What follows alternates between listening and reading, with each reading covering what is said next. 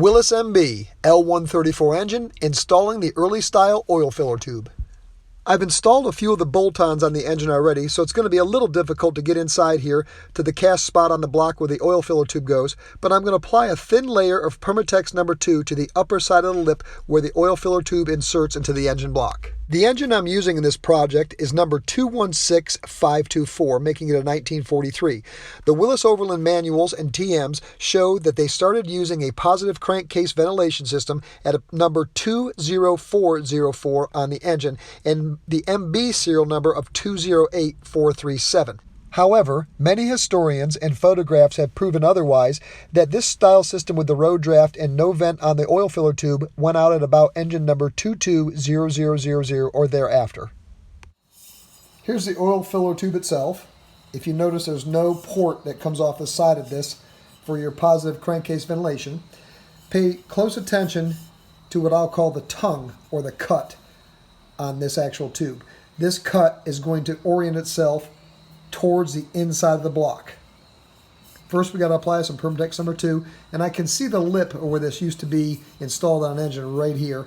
So I'm just going to coat that a little bit, make a seal. I don't like RTV or silicones on it. I like the permatex number 2.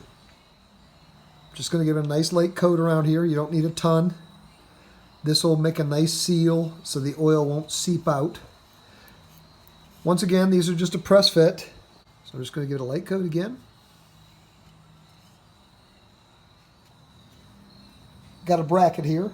This is the bracket that will hold the oil filler tube to the bracket where the oil filter is. I'm going to slip that on.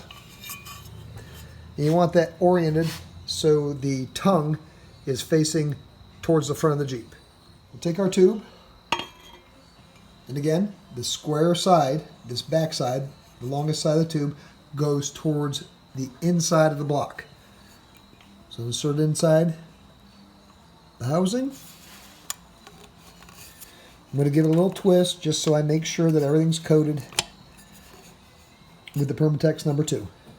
Install the bolt through the oil filler tube bracket and back into the oil filter bracket on the engine block. Using a wrench, tighten down the bolt and secure the whole assembly. Before the video ends, show you the orientation again. The indents or tabs are at a 90 degree to the engine. We've got our bracket secured, and we've got the end of the tube, permatex number 2, into the block. Last but not least, we'll insert the dipstick into the filler tube and make sure it's secure. So the install is all done.